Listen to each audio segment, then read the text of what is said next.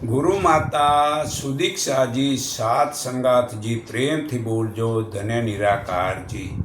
આજે આપણે જીવનનું લક્ષ્ય સમજો તો આત્માને પરમાત્માની કૃપા થાય છે। જુઓ, પથ્થર ગુસ્સાથી બોલ્યો કે ફૂલ તું જાણતું નથી, તને હમણાં જ કચડી નાખીશ। ફૂલ હસ્યું અને તે બોલ્યું કે તો પછી આપ ખૂબ મોટા ઉપકારી છો, મને કચડીને આપ વડે મારી આ સુગંધ પણ વધુ દૂર દૂર સુધી ફેલાશે। પથ્થર પોતાના અભિમાન પર ખૂબ શરમાયો અને અનુભવ કર્યો કે ફૂલનું જીવન સાચું છે અને તે સાર્થક છે, મારું આ વિચાર ખોટા છે। ત્યાંથી એને પોતાના જીવનનું લક્ષ્ય સમજાઈ જાય છે। તો આ અનુભવ મનુષ્યને પોતાના જીવનમાં કરવાનું છે કે કોઈને મતલબ કે બગાડ કર્યા સિવાય પોતાના લક્ષ્યને સમજો અને આત્મા વડે પરમાત્માની કૃપા પ્રાપ્ત કરવાની છે। તો મનુષ્ય જીવન ઈશ્વરનો એક ખૂબ જ ઉપકાર છે કે જે સુવિધાઓ બીજા કોઈ જીવોને પરમાત્માએ આપી નથી, માત્ર મનુષ્યને જ મળી છે। તો હસવું, બોલવું, લખવું, વાંચવું, વિચારવું, પરિવાર, ચિકિત્સા, ઉદ્યોગ, વાનપ્રસ્થાન, વાહન, મનોરંજન વગેરે સુખ સુવિધાઓ જેટલી મનુષ્યને મળી છે એટલી પશુ પક્ષીઓને મળી નથી। આમ જોતાં ઈશ્વરને સર્વે જીવ સમાન રૂપે છે, તે સર્વના પિતા છે, તેથી સર્વ તરફ તેણે સમાન ભાવ રાખવો જોઈએ। તો તેમાં પક્ષપાત રાખ્યો છે, આ વિચાર કરવાથી સમજાશે કે ઈશ્વરે સૃષ્ટિની શાંતિ માટે, સુવ્યવસ્થા માટે, પ્રગતિ માટે, પોતાના સહાયકો થવા માટે રચના કરી છે અને પોતાની સર્વસંમતિઓ અને સત્તાઓ મનુષ્યને જ પણ આપી છે, એકલાને। કારણ કે મનુષ્યના શરીર વડે બધું થઈ શકે, બીજા પશુ પક્ષી વડે થાય તેમ નથી, એટલે આ સુવિધા એક મનુષ્યને આપી છે, જેથી તે આ સમાન ભાવ સારી રીતે નિભાવી શકે ને તે મોજ શોખ માટે નહીં પણ લોક કલ્યાણ માટે વધુ આપી શકે, વધારે યોગદાન આપી શકે, તે માટે વધુ સુવિધાઓ ઈશ્વરે આપી છે। પણ શરમની વાત છે, મનુષ્ય મોજ શોખમાં જ પોતાને દિવસ વિતાવી દે છે અને પોતાના જીવનનું લક્ષ્ય સમજતો જ નથી। તો ચલો, મનુષ્યને વિદાય કરતી વખતે ઈશ્વરે કહ્યું, જે આ સૃષ્ટિની શરૂઆત થઈ ત્યારે 1,96,08,53,117 વર્ષ થયા, તેથી આ પરમાત્માએ આ આત્માને સૃષ્ટિમાં વિદાય કર્યો ત્યારે એને મતલબ કે ભલામણ કરી કે બેટા જાઓ અને સૃષ્ટિના પ્રાણી માત્રનું ભલું કરતાં કરતાં મુક્તિનો માર્ગ મેળવો, પરંતુ એવું કાંઈ ન કરીશ કે જેથી તને મૃત્યુના સમયે પછતાવો થાય। તો મનુષ્ય ભગવાનને કહે છે, આપ મને મૃત્યુ પહેલાં ચેતવણી જરૂરથી દેજો, કારણ કે હું સારો રસ્તો કદાચ ભૂલી જાઉં તો સંભાળી લઉં। તથાસ્તુ કહીને પરમાત્માએ મનુષ્યને પૃથ્વી પર મોકલી આપ્યો। પણ અહીં આવીને મનુષ્ય આ ઇન્દ્રિયોના ભોગોમાં પડી ગયો અને પોતાના લક્ષ્યને જ ભૂલી ગયો।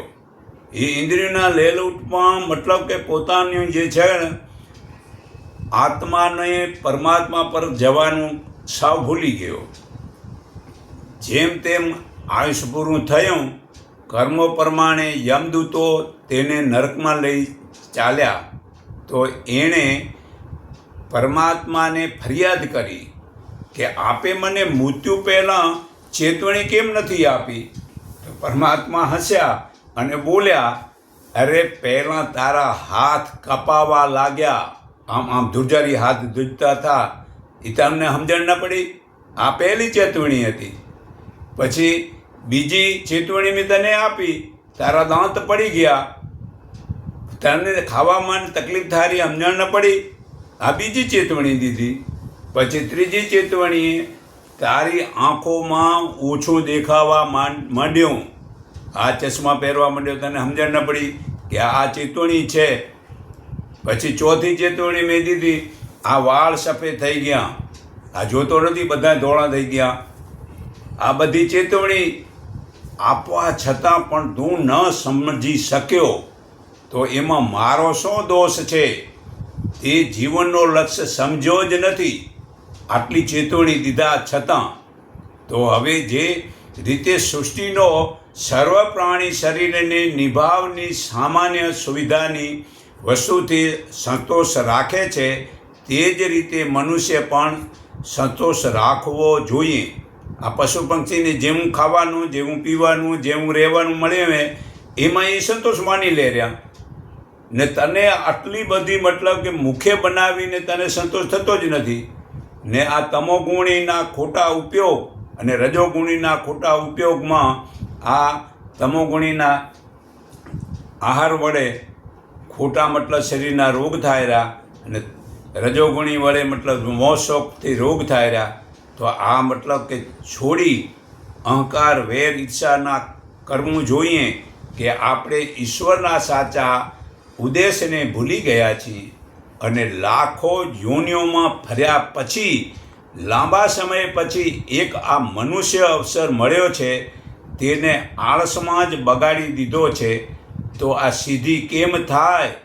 તું આળસ છોડીશ તો તારું આ જીવન લક્ષ્યને તું સમજીશ અને તું મારી પાછળ આવવાની ભાવના જગાડીશ. પરમાત્મા કહે છે.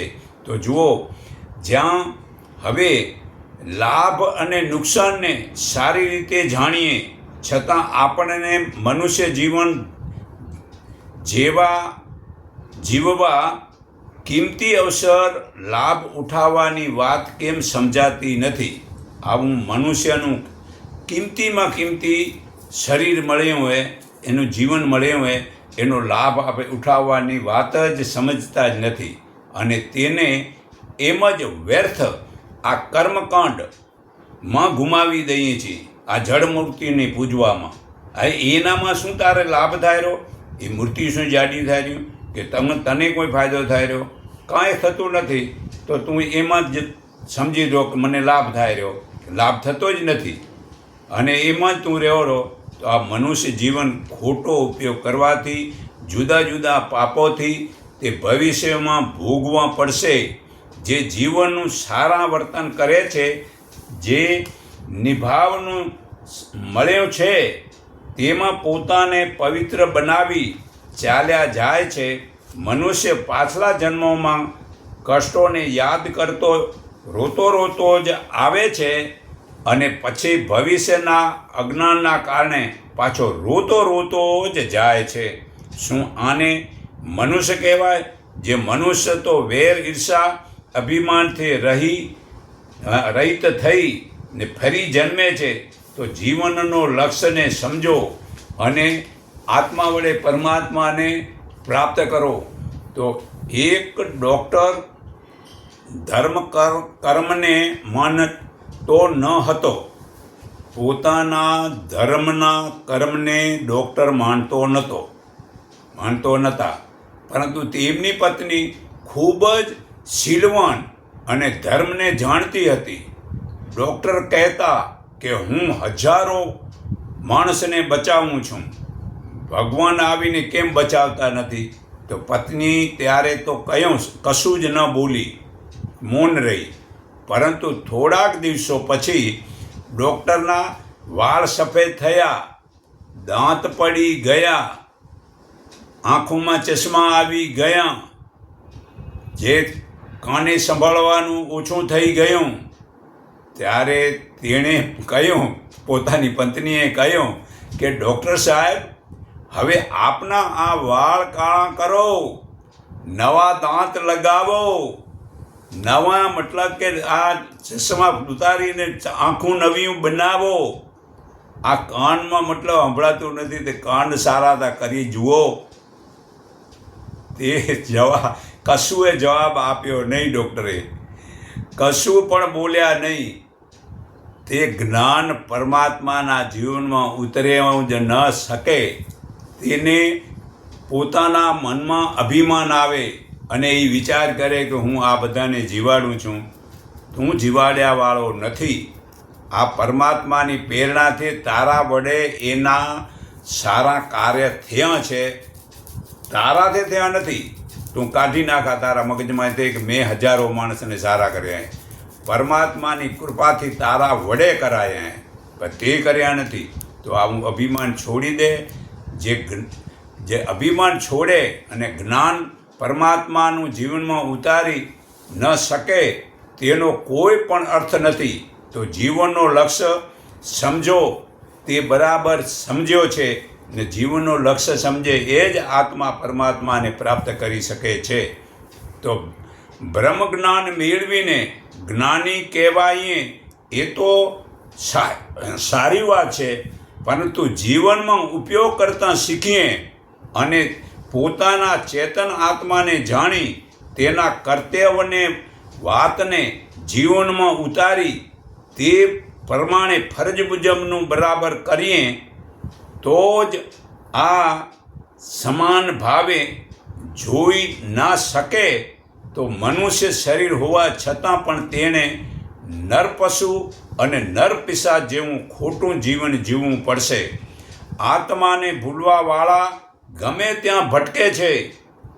સામાન્ય રીતે લોકો આત્માને રસ્તો ભૂલી જાય છે અને શરીર તો તૃષ્ણા, વાસના અને અહંકાર, કામના ઢગલા જે પહાડ ભેગા કરે છે ને એ વાસના તળિયા વગરની ડોલે, એ ક્યારેય ભરાય નહીં. અને એવા પહાડ જે કરે છે અને આત્માના કલ્યાણ માટે વિચારતા જ નથી. આ કેટલી મુશ્કેલ ઊભી કરી છે કે આત્માને જ પરમાત્માએ પોતાના પ્રાણ પ્રિય પુત્રની જેમ સમીપ આશા સાથે પોતાના ઉદ્ધાર માટે મોકલ્યો છે ને છતાં એ પેટ ભરવામાં દિવસો વિતાવે છે. અને મનુષ્યની ભૂલ છે તે જીવનનો લક્ષ્ય જ સમજ્યો જ નથી અને આત્માને પરમાત્મા તરફ જવાની ભાવના રાખી જ નથી. તો વિચારો કે શક્ય હોય તો આપણા વિવેકને અંતઃકરણમાં ઉતારીએ તો ઈશ્વરનો પ્રકાશ ચમકશે અને ભગવાનની કૃપા દેખાશે. તો ત્રિવે લગ્નથી જ એક ક્ષણ બગાડ્યા વિના આપણે ઈશ્વરીય કાર્યોમાં મોટું જીવન જીવશું, ખોટી રીતે જીવન જીવશું અને કર્મકાંડને છોડીને જ્ઞાનને આત્માબોધ, આત્મસાત્કાર અથવા ઈશ્વર દર્શન કહેવાય છે. આ આત્મસાત્કાર, આ પરમાત્મા અહીંયા એને આત્મસાત્કાર કહેવાય. આ મતલબ સમજાણું તો તમારે જે છે ને ભગવાનના દર્શન થયા. આમ કે દર્શન કાંઈ આમ જડ વસ્તુ નથી કે આમ જડ વસ્તુની ગોળી દેખાય, કે આ સૂક્ષ્મ વસ્તુ એ તે સૂક્ષ્મ વસ્તુ ખાલી આમ સમજણ પડે એના જ્ઞાન પ્રકાશની. તો જુઓ, બે પાડોશીઓ હતા. એક ઈમાનદાર અને ઈશ્વર ભક્ત હતો, પૂરેપૂરો ઈમાનદાર ને ઈશ્વર ભક્ત હતો. અને બીજો છળ કપટથી ધન કમાઈને મોજ શોખ કરતો હતો. તે પહેલાં ઈશ્વર ભક્ત એક દિવસ ભગવાન પાસે જઈને બોલ્યો કે આપની પાસે જે કાંઈ ધન, સ્ત્રી, પુત્ર માગ્યું તે બધું જ મળ્યું છે, છતાં પણ હું સુખી નથી થઈ શક્યો. એવું કેમ છે? ભગવાન બોલ્યા, એટલા માટે કે તું પણ તે જ ઈચ્છે છે જે કોઈ પણ સંસારિક મોજ શોખને ઈચ્છે છે, હવે તું એમાં જો રહી જઈશ તો તને આત્મા સુખ અને શાંતિ કામના રાખ અને તેનાથી જ સુખ મળશે. શાંતિ રાખવાથી જ સુખ મળશે. ખાલી ધનથી શાંતિ મળતી નથી. ધન વડે પરોપકાર કરવાથી શાંતિ મળે છે, કે ભેળું કરવાથી નહીં. અને ભેળું કર્યાવાળા તો ઘણા મરી ગયા, પણ એનાથી શાંતિ કેને ન મળી. જે એ પરોપકારમાં વાપરે તેનો જીવનનો લક્ષ્ય આત્મા ઈશ્વરના કર્મ લગાવી દે છે, તેને શાંતિ મળે છે. તો જુઓ, હાલમાં આપણામાંથી મોટા ભાગના લોકો ખોટી શંકામાં પડે છે. ઈશ્વરને માટે જપ કરવાથી કે પૂજન કરવાથી કે કીર્તન કરવાથી કે કર્મકાંડ જળમૂર્તિને પૂજવાથી તે ખોટો આત્મા સંતોષ માને છે. તેઓ એમ માને છે કે ઈશ્વરને પ્રસન્નતા આટલી જ વાતે ઈશ્વર રીઝી જશે. અરે તે ભૂલ છે. આમાં પરમાત્મા માત્ર એટલાથી જ રીઝતા નથી. તેને રીઝાવવા હોય તો બે ઉપાય છે. સાંભળી લો કાન ખોલીને. એક, પોતાના ગુણ, કર્મ અને સ્વભાવને પવિત્રતા, ઉદારતા, શ્રેષ્ઠતા અને આદર્શદાતીના ખૂબ જ જરૂરી છે. આદર્શની ખૂબ જ જરૂરી છે. બીજું, પરોપકારમાં વધુ સમય કાઢીને ઈમાનદારીથી ધન વગેરેની જે પરોપકારમાં વાપરે છે, તેને જ પરમાત્માની કૃપા મળે છે, તેને જ પરમાત્મા પ્યાર કરે છે અને તેને જ પરમાત્મા આશીર્વાદ આપે છે. તેને જ ભગવાનનું જ્ઞાન આ અંતઃકરણમાં ઉતરવાથી લોભ છૂટી જાય છે ને તે જ સજ્જન બની જાય છે અને તે નીતિવાળો બની જાય છે અને પરમાત્માએ આપેલી વસ્તુમાંથી તે ઓછામાં ઓછી ઉપયોગ કરે છે. બહુ ઓછામાં ઓછી. ગીતાના 4 અધ્યાયના 21મા શ્લોકમાં કહ્યું છે, હે અર્જુન, શરીર અને મનને વશ કરી જીવન નિભાવ જેટલું તું જો કર્મ કરીશ તો પાપ લાગશે નહીં. તો અત્યારે જીવન નિભાવ જેટલું જ આમાં રાખી અને પરોપકાર કરવાનું છે તો પાપ ન લાગે. બાકીની વસ્તુઓને પરોપકારમાં વાપરે છે, તેના ઉપર પ્રભુ રીઝે છે. તો આપણે એવો આત્મજ્ઞાન જાગૃત કરીએ તો આત્મા શાંતિ અને પરમાત્મા પ્રાપ્તિનો માર્ગ મળે છે અને તે માટે સમર્થ બનાવે છે. તો હું હજી તમને આ ઋણ ઉતારવાની બંને ત્યાં સુધી પરમાત્માને પ્રાપ્તિ થતી નથી. તો ઋણ ઉતારવા પડે. ઋણ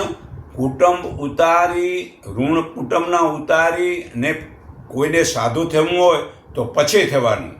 ઋણ હોય ને મતલબ કે હજી નાના જ હોય ને મતલબ કે કોઈ સાધુ થવાની જરૂર નથી.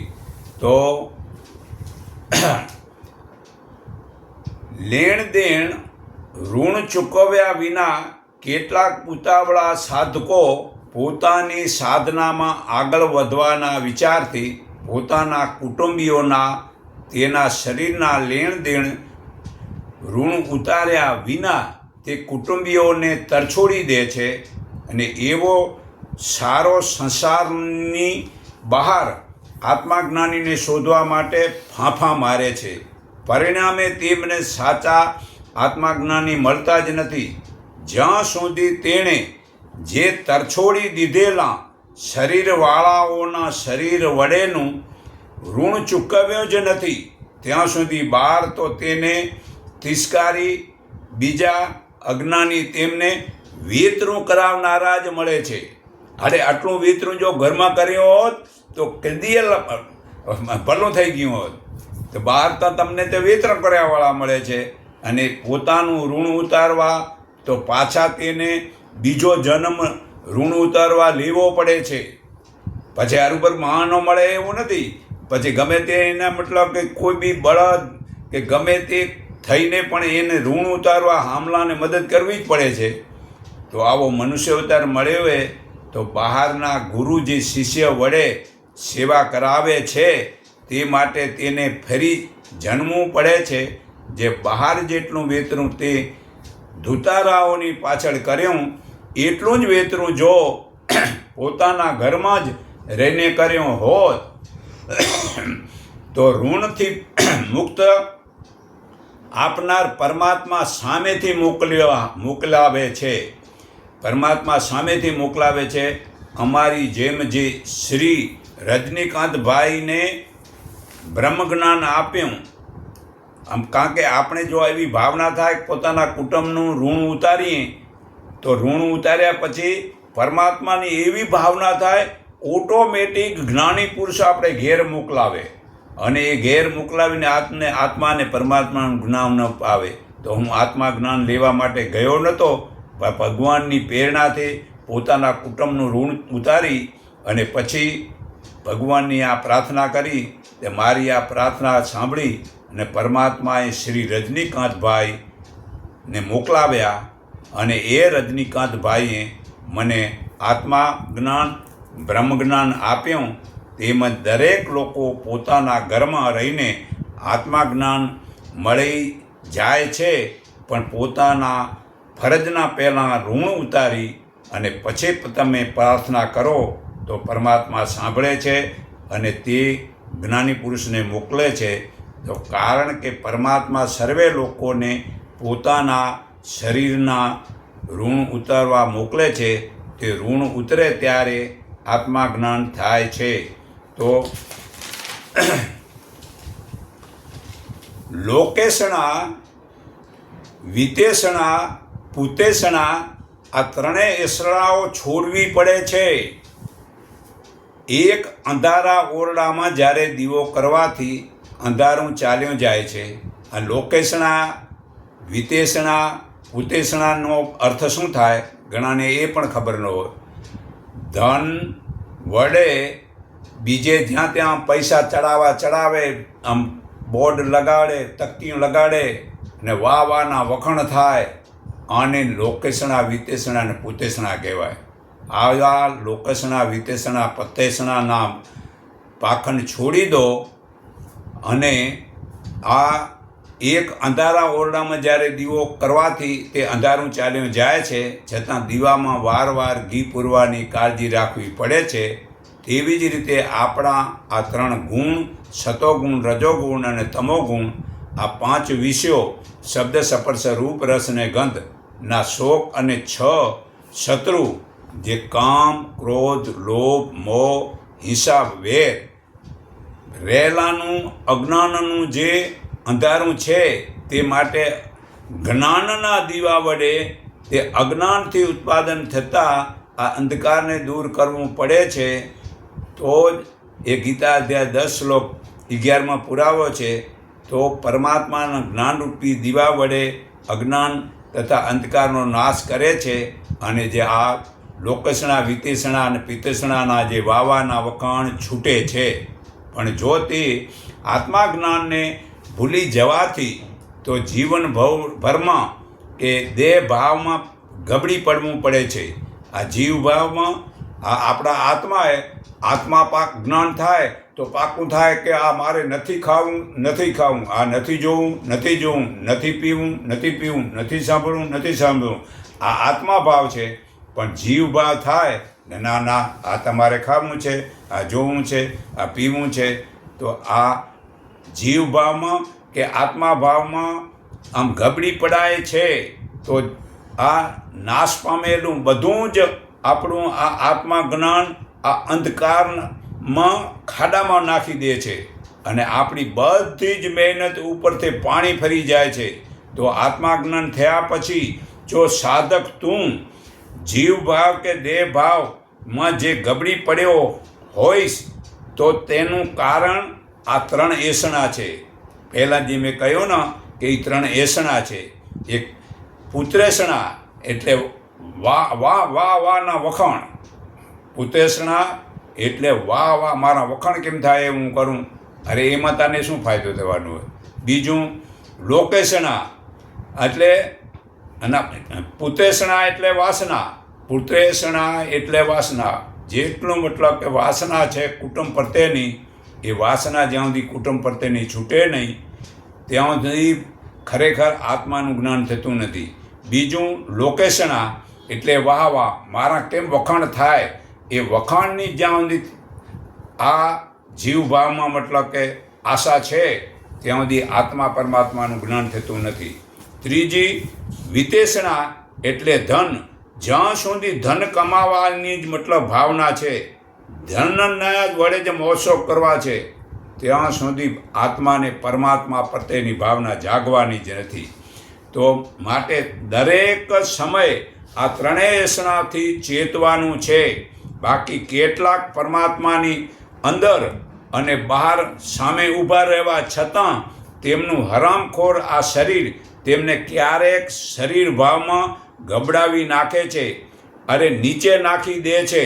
તે કંઈ પણ શરીરના ભાવ ભજવે છે, પરંતુ વંશ મનવાળા આ જ્ઞાની સંયમથી તેને દાબી દે છે.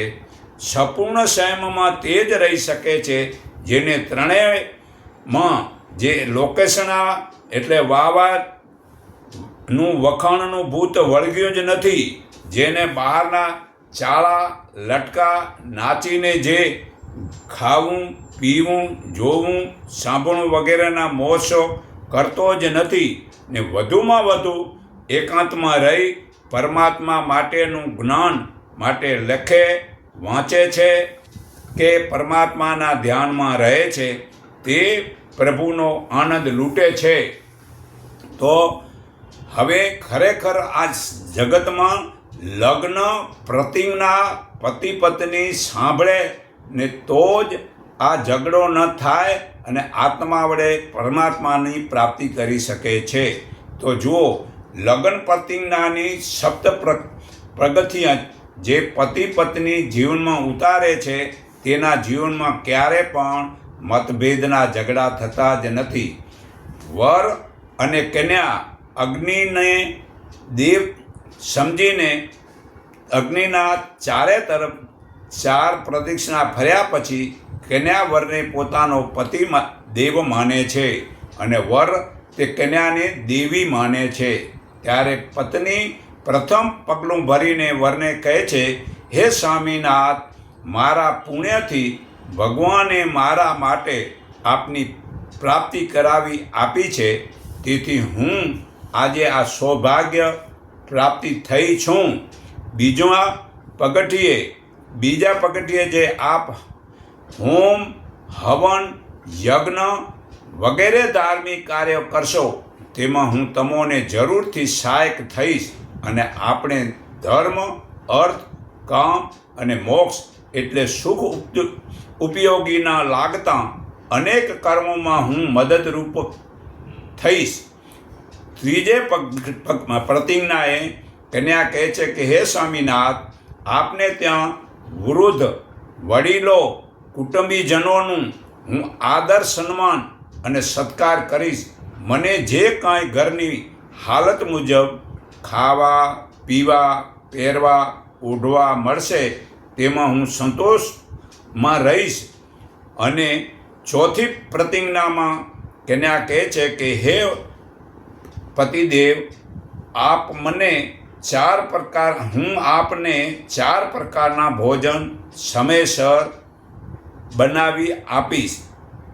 કે જે પાંચમી પ્રતિજ્ઞાએ હું આપની આજ્ઞાનું સદાય માટે પાલન કરીશ. છઠ્ઠી પ્રતિજ્ઞામાં હું ધીરજ રાખી આપની ભાગીદારી થઈને રહીશ. કોઈ પણ સમયે હું સુખ દુઃખ નીતિ અને ધર્મને ચૂકીશ નહીં. હું આપને ક્યારે પણ છેતરીશ નહીં.